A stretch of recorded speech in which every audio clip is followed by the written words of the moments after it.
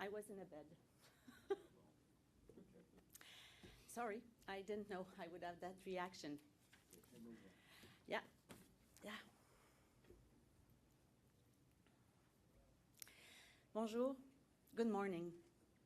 First, I would like to acknowledge that we are on the traditional territory of the Mississaugas of the Credit First Nation, the Haudenosaunee Confederacy, and the Huron-Wendat and Wyandot nations. Je suis Nathalie Provost, candidate libérale dans la circonscription de Châteauguay-Les Jardins de Napierville au Québec. Certains d'entre vous me connaissent pour mon engagement de plusieurs années pour le contrôle des armes à feu. J'ai survécu au féminicide de Polytechnique de Montréal. Le 6 décembre 1989, un homme est entré dans mon université, l'école Polytechnique, où j'étudiais pour devenir ingénieur. J'ai reçu 4 balles et j'ai eu la chance de survivre. Cependant, 14 de mes collègues, toutes des femmes, ont été tuées. Dès janvier 1990, les étudiants, les professeurs, les familles des victimes se sont mobilisés pour demander l'interdiction des armes d'assaut. Les citoyens ont appuyé le mouvement. Les familles et amis des victimes de Concordia, de Dawson, de la Mosquée de Québec, de Porte-à-Pic ont joint leur voix à la nôtre. The last 15 years as an activist have brought me to where I am today, in front of you. On the last December 5th, the day before the 35th anniversary of the Polytechnique femicide, the Liberal government announced several measures that have been implemented or are being implemented to ban assault-style firearms. Military weapons designed to kill in war zones shouldn't be accessible in our communities. For me, this meant that my advocacy work and my commitment to gun control led to concrete results. Et c'est pour agir que je m'engage aux côtés de Bill Blair, de Dominique Leblanc, de Jean-Yves Duclos, de Rachel Bendayan et de toute l'équipe libérale qui a travaillé afin de protéger nos communautés contre la violence armée. Being a candidate for the Liberal Party of Canada with Mark Carney and a great team of candidates is the only way now to work for my beliefs, my values, and my country. So it is with a lot of pride and strong emotion, as you can see, that I present to you the actual MP and candidate in Scarborough Southwest, Bill Blair. Mr. Blair. Well, thank you very much, Natalie, for that very kind introduction. And it's also particularly relevant for me to be standing here at a podium with Natalie Provost, because her lived experience as a victim of the terrible tragedy of École Polytechnique is one of the things that motivated me and motivates all of us to do everything that is necessary to keep our communities safe. I have spent most of my adult life working hard to keep Canadians safe. And I do not believe that there is any greater responsibility of any government than the safety of its citizens. Our government has promised Canadians that we will do everything required to keep them safe. And we have also promised Canadians that we would strengthen gun control in this country. And let me be very clear, this is not directed towards the firearms that are used by hunters and sport shooters in Canada. Those hunters and sport shooters obey our laws, and they earn the privilege of firearm ownership through their hard work. They buy their guns legally, they store them safely, they use them responsibly, and they follow all of our laws. But we also know that there are other firearms that have no place in Canadian society. We know that those firearms have been used, they were designed to kill people, and they have been used to kill people here in Canada, at École Polytechnique, at Porte-à-Pic, in Moncton, in Fredericton, in Meyerthorpe, and in places right across this country. And they are used every single day in the United States to kill people. Mr. Poilievre has promised the gun lobby that he will weaken our gun laws. Mr. Poilievre has promised the gun lobby that he will restore the legality of assault rifles in our communities. And he's promised the gun lobby that he will give us American-style gun laws. Canada is not America, and we need to stand up for our country, our values, and our beliefs. And we need to do everything possible to keep our communities safe. And that's why I am very proud this morning to have the privilege to introduce the Prime Minister of Canada, Mark Carney, to make an important announcement about how we intend to keep all of our citizens safe.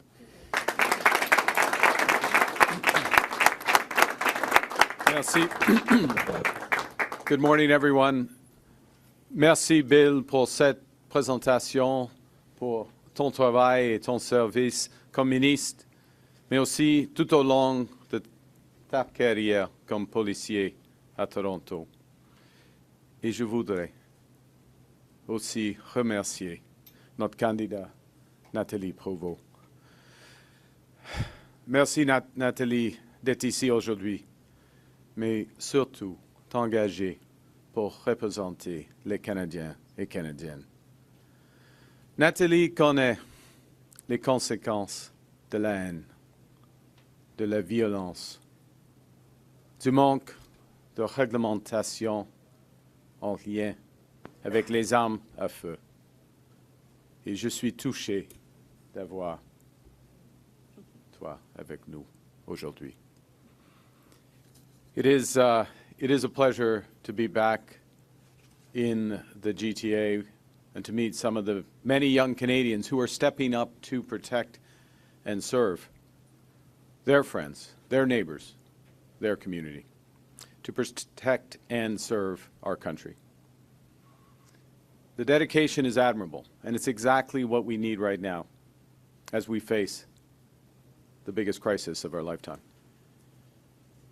Before I get into the main section, why we're here today, I just want to note a few comments on the situation, the economic situation. And I think the overall framing is important. President Trump is looking to fundamentally restructure the international trading system. And just yesterday, he announced a pause on what is called a global set of reciprocal tariffs for all countries but China. And while that's a welcome reprieve for the global economy, the impacts of other tariffs and the threat of future tariffs are already being felt around the world and here at home. So the stakes have never been higher for our economy. In light of the evolving situation, after today's campaigning, I will return to Ottawa. I will convene a meeting, including the Minister of National Defense, our Committee on Canada-U.S. Relations and National Security tomorrow. In Canada, there are tariffs that remain in place. Those tariffs are threatening our families, our workers, and our businesses. And while they have been imposed under different pretenses, they all are unjustified, unwarranted, and misguided. So we've been responding, and we are responding with purpose and force. We will fight, we will protect, and we will build. Nous allons nous battre contre ces tarifs jusqu'à qu'ils soient annulés avec des contre-tarifs qui auront un impact maximal aux États-Unis et un impact minimal ici au Canada. Nous allons protéger nos travailleurs et nos entreprises pendant cette période difficile. Et nous allons bâtir une économie canadienne plus forte que jamais, bâtir un Canada fort. Now, tariffs are not the only American policies that are threatening our economy and our society. They're also threatening the safety of our communities. Criminals are taking advantage of irresponsible American gun laws and their weak border enforcement to bring illegal guns into Canada. Large American online platforms have become seas of racism, misogyny, anti-Semitism, Islamophobia, and hate in all its forms. And they're being used by criminals to harm our children. My government will act. And today we're announcing our plan to fight crime, to protect Canadians, and to build communities that are safe, secure, and strong. A plan to make Canada secure, to make Canada strong. Aujourd'hui, nous annonçons notre plan pour lutter contre le crime, protéger les Canadiens et Canadiennes et bâtir des communautés sûres, sécuritaires et fortes. Un plan pour un Canada sûr, in Canada for? Well, criminals are trying to illegally import guns to Canada. Pierre Poilievre is trying to import irresponsible American-style gun laws into our country. You can't be serious about being tough on crime if you're not willing to be tough on guns. You can't be serious about stopping intimate partner violence without being serious about gun control. When we know from our own tragic history how often guns are involved. We are taking action, all while respecting the long-standing traditions of hunting and sports shooting and respecting the traditions of Indigenous peoples. If elected, my government will automatically revoke gun licenses for individuals convicted of violence offenses, including intimate partner violence. We will strengthen firearms licensing and the so-called yellow and red flag laws that keep weapons out of the hands of those who are a risk to themselves or others. We will invest in the RCMP's National Forensic Laboratories in Ottawa and Surrey and the Saskatchewan Ballistics Lab to increase our capacity to track down guns used in crimes. We will quickly, and I mean quickly, reinvigorate the buyback of assault-style firearms and leave the classification of new firearm models to the RCMP, to the experts, not to the gun industry. No new guns should come into this country before they have been examined and classified by those experts. We must stem the tide of illegal guns and drugs coming across our border with the United States. That's why the government is now deploying scanners, drones, helicopters, additional personnel, and canine teams at our border. And we will build on this foundation by recruiting 1,000 more RCMP personnel and increasing the pay for cadet recruits. We will train 1,000 new, 1,000 new CBSA officers and support their work with even more scanners, more drones, and more canine teams. We will allow police to seize fentanyl and other contraband through Canada Post Mail. We will strengthen the Public Prosecution Services of Canada to hold those who profit from criminal activity to account and to repay the people who put themselves on the line, every day to protect our well-being. We will invest in theirs. We will expand early retirement eligibility for first responders, firefighters, paramedics, correctional services employees, border services officers, parliamentary protection officers, search and rescue, and we will support their physical and mental health. My government will not only strengthen Canadian law enforcement, we will also strengthen the criminal code and bail laws to toughen the consequences for those threatening the safety of Canadians.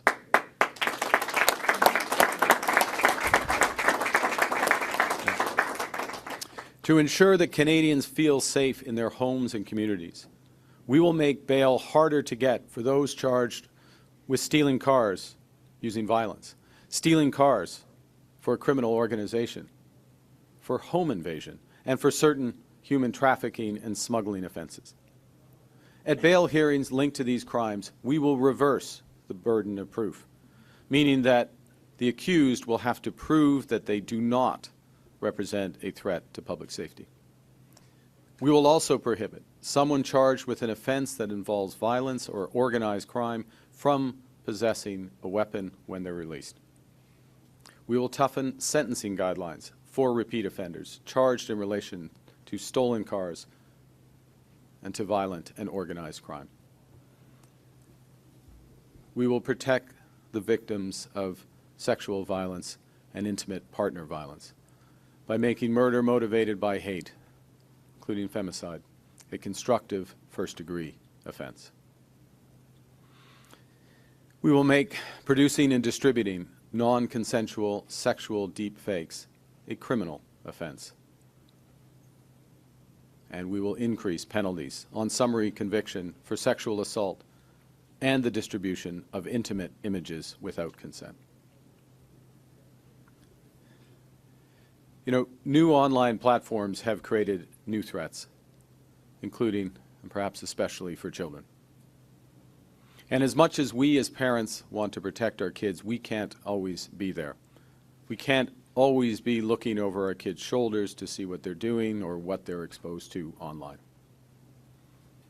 And so while protecting children is first and foremost a parent's responsibility, it is also a collective responsibility. And with the support of Canadians, my government will act to protect children online and bring those who seek to harm them to justice. We will first introduce legislation to protect children from online exploitation and extortion. We will provide new funding to the Canadian Centre for Child Protection. We will give more tools to law enforcement and to prosecutors. We will raise the maximum sentence for child luring. And when it concerns harms to children, we'll extend both the amount of time data will be preserved and the period during which charges can be brought forth for these crimes.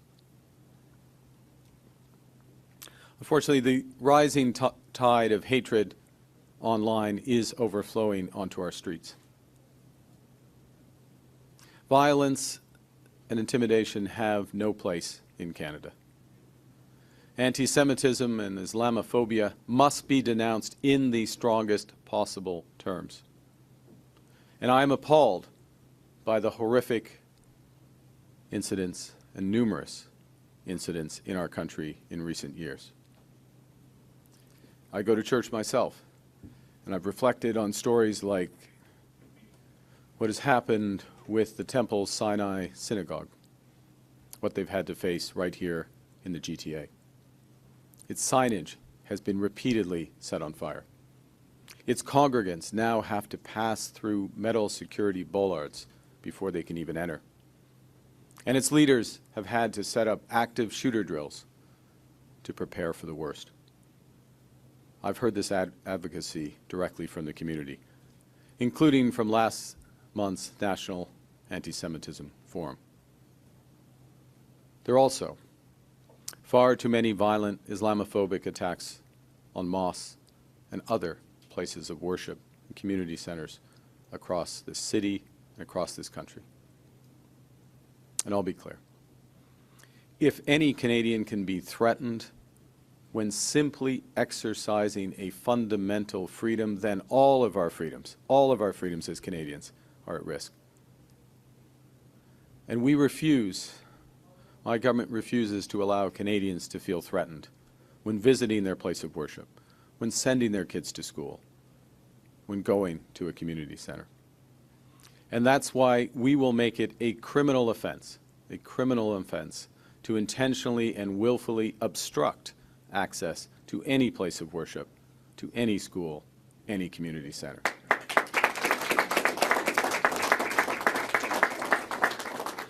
And we will make it a criminal offense to intimidate or threaten those attending services at these locations. Finally, while tackling crime is essential, it is, of course, better to prevent it. It starts by making sure that every child in this country can grow up safe, healthy, have a chance at achieving their potential. And that's why we'll also extend the Building Safer Communities Fund, a fund that steers and does good work to steer youth away from crime and towards real opportunities, and why we're supporting Indigenous-led community safety priorities. It's why this government will continue to place the highest priority on high-quality, affordable childcare, on free school meals for those who need it, a dramatic expansion in training, including in apprenticeships in the skilled trades, and a step change in the construction of deeply affordable housing as part of broader efforts by municipalities and provinces to combat homelessness. Les Canadiens et les Canadiens savent que nous partageons tous la responsabilité de protéger nos communautés, que nous devons veiller les uns sur les autres. Canadians believe, in fact, our country is founded on peace, order, and security. Its promotion is the core responsibility of good government. My government will do its utmost to fulfill that mission. But ultimately, safe communities come from within, from who we are and how we treat each other. It's not the Canadian way to stoke fear, anger, and division. It's not the Canadian way to point fingers at each other. The Canadian way, our way, is to come together, to solve problems and to look out for each other. That's how we build communities that are safe, secure, and strong. That's how we make Canada secure. And that's how we will make Canada strong. Merci. Thank you very much. I look forward to your questions. We'll take questions from the delegation first before moving on to local media. First question, Karina. I'm short, but I'll just go on my tiptoes. Karina Roman, CBC News. The European Union has paused its retaliatory tariffs. Howard Lutnick has warned Canada to learn lessons from China's retaliation. What do you need to see in order to remove Canada's counter tariffs? Well, first thing, I'll say a couple of things, if I may. First, it was welcome, the President's pause on reciprocal tariffs, as you know, but just for clarity for everyone. That didn't specifically apply to Canada. We didn't have reciprocal tariffs on, but the pause applied to most other countries in the world, with the exception of China. I spoke with President von der Leyen earlier today, had an exchange. I understand their decision to have developed countermeasures, but to delay the implementation pending negotiations. We've had very direct and frequent conversations with the United States officials, myself with the President, Minister LeBlanc with his counterpart, Secretary Lutnick. I think they understand our position. We have been subject to a series of direct tariffs that are still in place with respect to steel and aluminum, with automobiles, and of course I will call them the fentanyl tariffs that are in place. Key point is that we have agreed to begin negotiations between the Prime Minister and the President immediately following the election, and we will ensure that the ground for those negotiations is constructive while we stand firm with our workers, protecting our workers, and building this economy. En français, je viens d'avoir une bonne discussion avec Madame la Présidente von der Leyen de la Commission européenne. Je comprends bien la stratégie de l'Union européenne. S'il y a des représailles qui sont repoussées pour 90 jours afin d'encourager des négociations par rapport à l'Union européenne et les États-Unis. L'annonce hier de M. le Président Trump était bonne, était favorable afin d'avoir des négociations à travers le monde, avec l'exception de la Chine, évidemment. Nous avons beaucoup de discussions. Nous sommes en train de discussions avec les Américains. Par exemple, M. Leblanc avec M. Lutnick, le secrétaire du commerce américain, et afin d'avoir une situation pour les négociations constructives entre le Premier ministre du Canada et le président des États-Unis, qui commencera juste après l'élection fédérale. You said that you got Canada the best of a bad deal, or that Canada got the best of a bad deal. I wasn't taking credit for it, but yes. Now it seems that Canada has, other than China, gotten the worst deal. What do you say to Canadians who see that and think that maybe doesn't bode well for future negotiations? Well, I don't recognize that characterization. The adjustment of the fentanyl tariffs, while not complete, carves out for what's called, we will call CUSMA compliant trade. So that is carved out, and many Canadian exporters meet that test, and it won't surprise you that we are fast-tracking others so that they can meet the paperwork to meet that test, because the grand majority of our trade is there. Look, We in Mexico have a very tight trading relationship with the United States as a consequence of NAFTA and its successor agreement, CUSMA, USMCA as the Americans call it. And so any adjustment to that is a reduction in the market access and the degree of trade, which is why we have responded. So that's the situation we're in. We look forward to the opportunity for Canada and the United States to have that comprehensive economic and security negotiation. I'm working hard every day to represent Canada at those discussions. And I'll say one last thing, if I may, which is, and I mentioned this in my remark, the stakes have never been higher because it's not just about our trading relationship with the United States. It isn't an accident that I spoke to President von der Leyen today because there is an interest in deepening our trading relationship with the European Union, with the United Kingdom, with like-minded partners in Asia. And the question is, one of the big questions in this election is who's going to protect Canadians, but also who's going to represent Canada at those negotiations, who's going to get the best deals for Canada. Prochaine question. Monsieur? Bonjour, M. Carney. Michel Bonjour. Sabat, la presse canadienne. Le président Emmanuel Macron a déclaré hier qu'il envisage que la France reconnaisse un État palestinien en juin. Êtes-vous prêt à faire de même dans les prochaines semaines? Dans un mot, non, parce que mon gouvernement soutient une solution à deux États, mais avec un État palestinien libre et viable, qui vivent côte à côte avec un État israélien. Alors, les conditions qui concernent d'un État, la capacité d'avoir un État libre et viable palestinien n'existe pas à ce moment-ci. Et pour moi, c'est évident. C'est triste, mais c'est évident.